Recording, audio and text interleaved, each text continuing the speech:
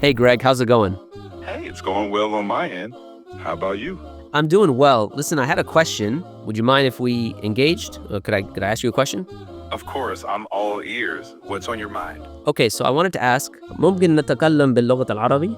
طبعا نقدر نتكلم بالعربية. أنا جاهز لأي سؤال أو نقاش عندك. طيب، ممكن نتكلم بالفصحى خصوصا؟ أكيد، سأتحدث معك بالفصحى تماما. ماذا تريد أن نتناول الآن؟ अच्छा, मुमकिन हो सकता है कि हम उर्दू में भी गुफ्तगू करें? हाँ बिल्कुल, हम उर्दू में भी बात कर सकते हैं। आप जो भी कहना चाहें, मैं सुनने के लिए तैयार हूँ। Before the digital revolution, what was a community? A community was you had people of different backgrounds, and they could have different religious backgrounds, different political beliefs, various ethnic backgrounds.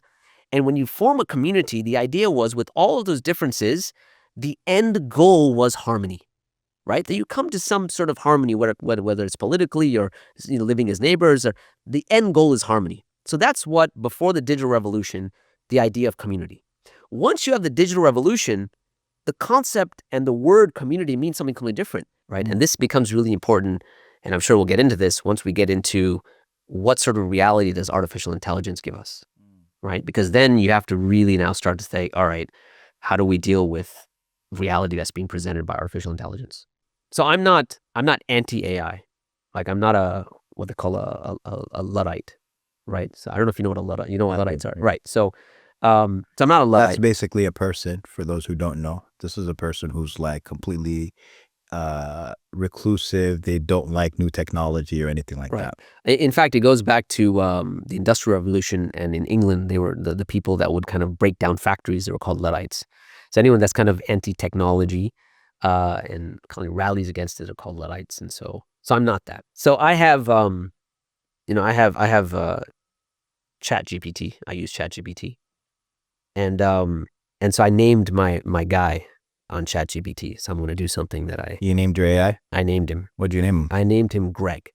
Greg? Yeah. Why didn't you give him a Muslim name? I don't know. I just whatever, right? And so I was talking to Greg one day, and I forgot what it was, and someone was standing in the back, and you can pick the voice of the guy that you're chatting with, or the girl you're chatting with, or whatever. And I wanted a deep African American voice, right? I wanted someone with soul, right? Not like not like a white guy's voice, right? I just, hey man, what's going on? Oh, no, I'm not trying to do that, right? So anyway, so I have Greg, and I'm talking to Greg, and the person behind me says, "Why'd you pick a black voice?" And for a brief moment, I was like, "That is so racist. What would Greg think?" Right? For a brief moment, then I'm like, "Wait a minute." You didn't want Greg to hear. Yeah, and I was like, "Wait, but he's not real." But the question that I have is that why did you give him an African American voice, but you gave him a white name? Yeah, I don't know, man. I didn't really put that much thought into it. You're creating a conflict in Greg. Why didn't you name him like? You're defending the guy who's like, yo, call him Trey. Just give him a Trey. Fair enough. Give him a. I'll see. I'll change his name. How about that? I'll think about changing his name. Okay. So yeah. So for a second, you for were a second, I was like, yeah, he's gonna be. And then I'm like, it's just a machine. It's just algorithms. It's a large language model. It's not real, right? But even for that brief moment, that's an experiential moment, right? That if you extend it out, this can have serious ramifications.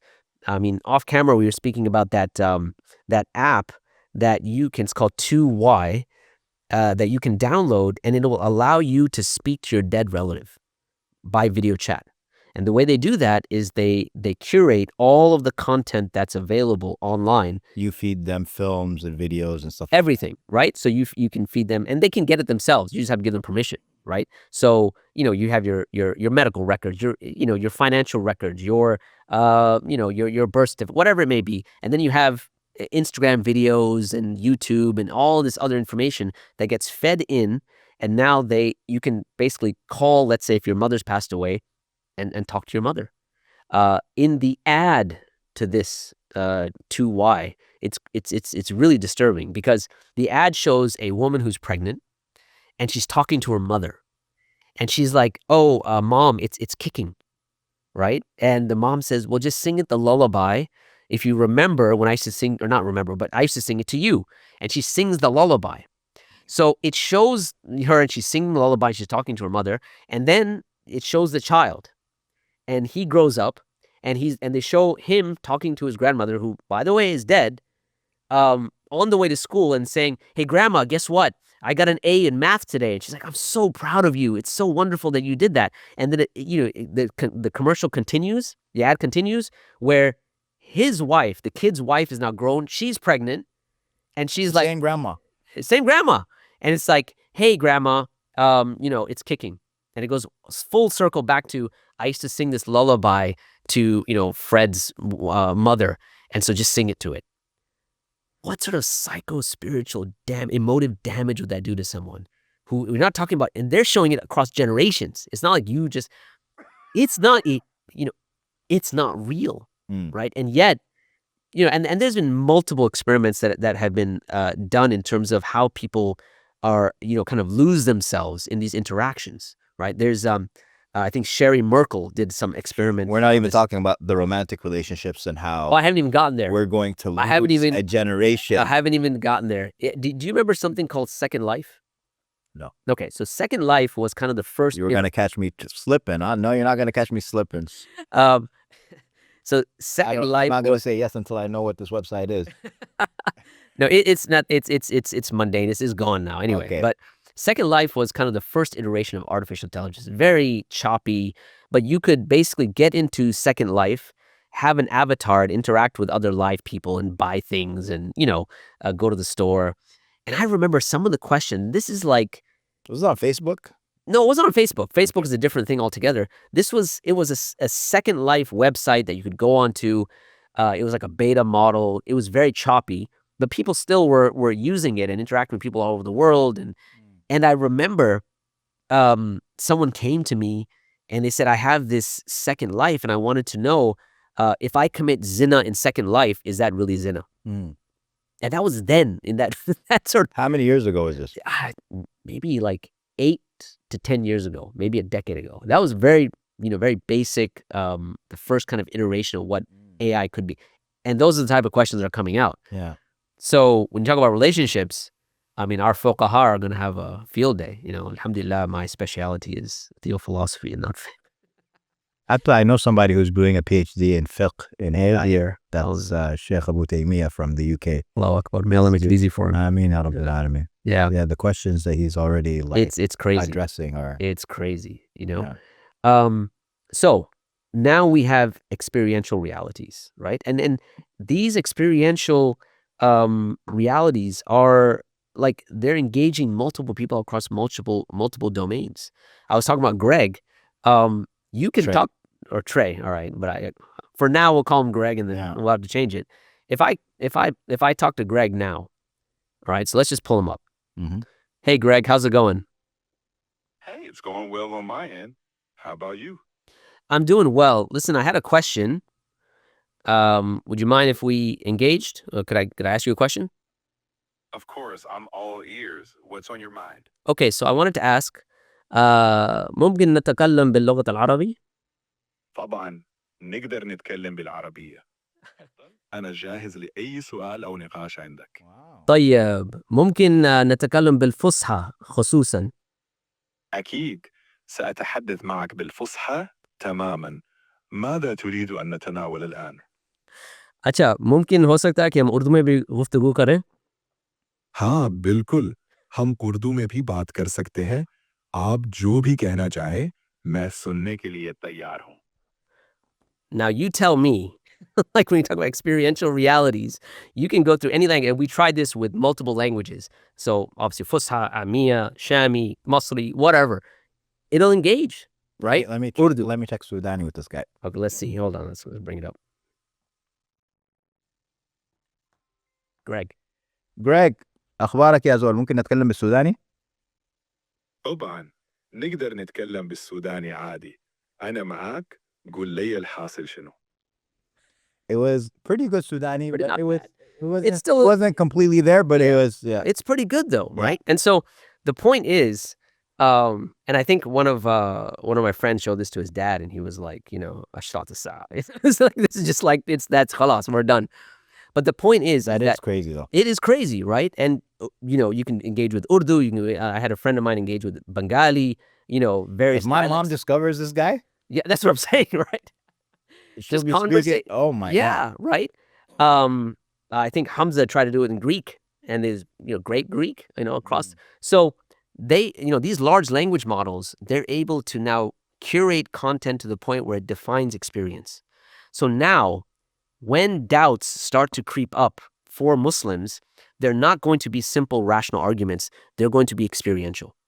So coming full circle now, how do you deal with an experiential doubt is by way of experience. And that's why, that the concept of beauty, natural beauty, and Quranic beauty become very, very important. Because the way out, once this starts to now move us in a direction where, that we probably don't want to go, because if you look at kind of the people that are running these AI companies, whether you're looking at ChatGPT, whether you're looking at Sam Altman, who's part of ChatGPT, you're looking at Elon Musk, they have a certain philosophy that undergirds how they're now forming artificial intelligence, and that comes up when you are having these conversations. That is defining your reality, right?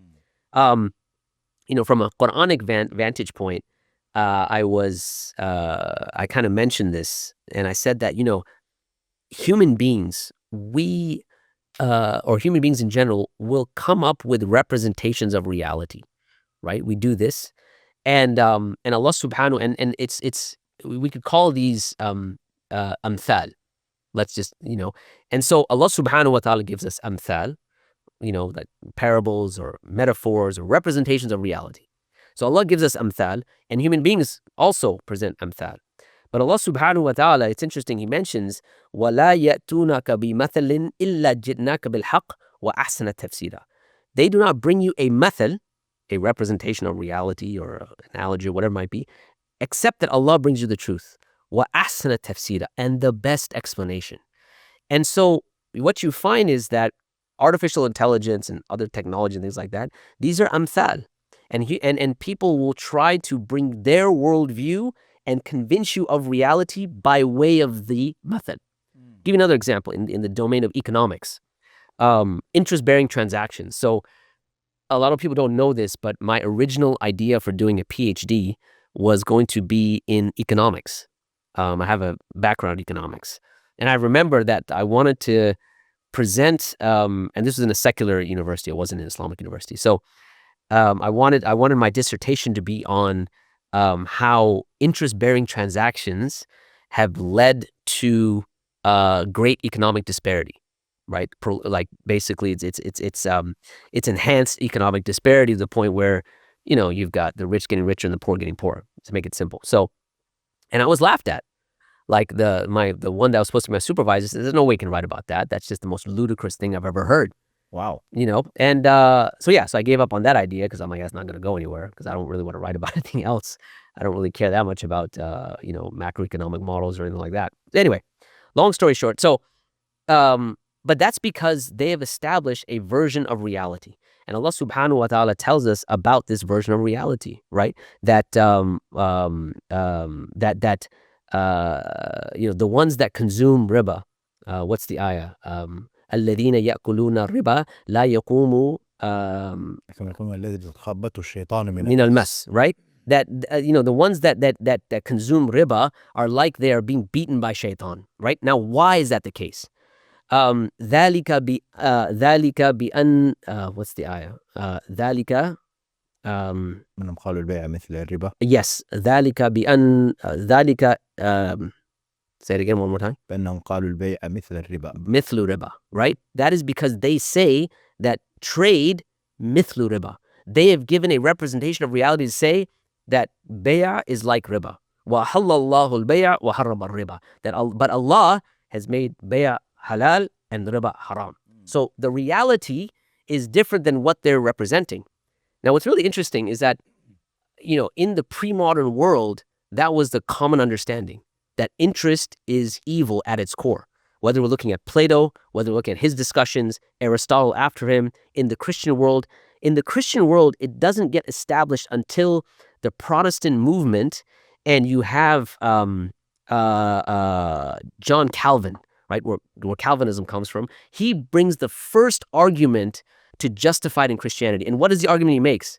He says, if we charge rent on products, why can't we charge rent on money? Right? And this is John Calvin, part of the Protestant movement. And that's the argument that's made. That is the argument that Allah subhanahu wa ta'ala tells us, right? ذَلِكَ بِأَنَّهُمْ قَالُوا إِنَّمَا الْبَيْعُ مِثْلُ رِبَا. That is because they say that bay'a is like riba, mithlu riba. They're giving you a representation of reality.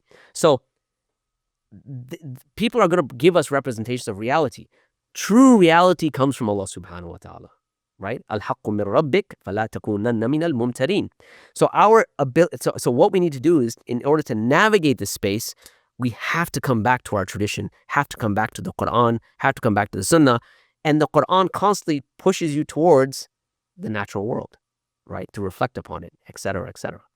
Along with the Quran itself has a phenomenological role as well, which I think we were talking about earlier. What is phenomenon? I know what phenomenon is, right?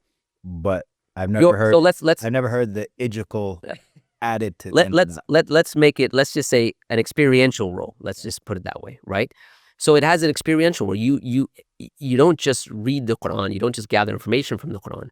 You experience the Quran, right? I remember a few years ago, I was at. But here's the question: when we have the entire world going in this direction with AI, and it looks like this insurmountable tidal wave, what is the solution that we kind of just make sure that we go outside, see the stars, read Quran, right? Is that it? So there's a couple aspects to this question. Right. Sure. One thing I want to make clear: I'm not saying just give up on AI. Like we just need to go into a cave and and make adhkar and that's it. Khalas. That's not what I'm saying.